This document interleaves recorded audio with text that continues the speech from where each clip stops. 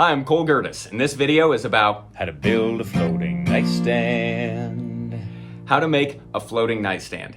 Our bedrooms are small, so we were looking for anywhere we could to save some space.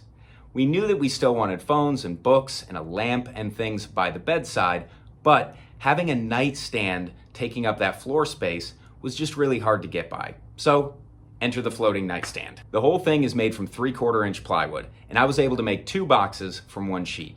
The only other things you're gonna need are screws and any paint or stain. I also ended up using a Craig jig to attach a couple of the pieces. This nightstand is 22 by 9.5 inches and 11 inches deep. That gave us plenty of room for storage without it sticking out too far from the wall. Once we knew our measurements, I cut the top and the bottom to the same size, and I cut the sides to the same size. Now the back, I actually built it so that it fit inside of the box. I did this for a couple of reasons. Aesthetically, I wanted the top to be one piece.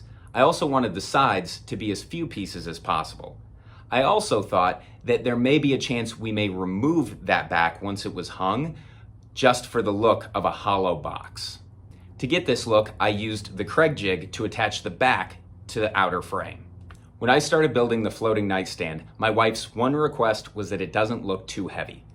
Now, in order to achieve that look, I decided to cut these crisscross braces into the side pieces. That allowed some light to get in without losing the strength of the wood.